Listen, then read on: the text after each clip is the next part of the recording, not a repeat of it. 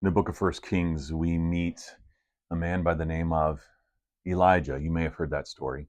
You may know the name. Elijah was considered to be one of the greatest prophets of God ever to exist, especially in the Old Testament. And he was called by God to be a prophet, to speak truth to power. Power that he spoke the truth of God to was the evil and corrupt King Ahab and his queen Jezebel. Nasty, nasty people who ended up canceling him, ended up chasing him, and Elijah had to run for his life. In fact, he literally ran till he dropped and couldn't go any further. And that's when God sent the food that strengthens. Food from heaven, cakes of bread baked by an angel himself, so that Elijah would have strength to carry on. He continued on his journey to the mountain of God, where God made it clear to Elijah that no matter how bad it is getting to be his called prophet, God will always be with him, will always strengthen him, and will always love him.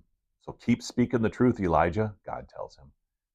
And Elijah was strengthened to carry on and never be afraid again to be canceled by his culture. In fact, he would go on to strengthen what's called a school of prophets, some people that would succeed him, especially his greatest successor, Elisha himself. And then at the end of Elijah's ministry, God called Elijah home, not by dying, but by bodily being taken to heaven in the fiery chariots and horses of Israel. You know, Elijah's story is a lot like yours.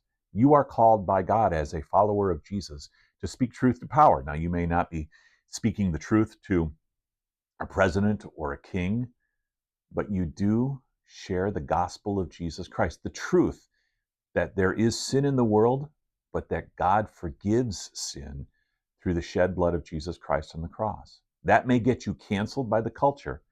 In fact, people may do more than just try to cancel you. They may threaten you. They may persecute you. They may even hurt you physically. And we do know that many Christians around the world are actually killed because they carry out this calling of God to share the gospel of Jesus. But don't let that frighten you too much anyway. You can be strengthened also by the food that God gives. That is the bread of life, who is Jesus Christ, the water of life, who is Jesus Christ. And having faith in Jesus gives you strength, the food that strengthens to carry out your calling to tell people the good news about Jesus.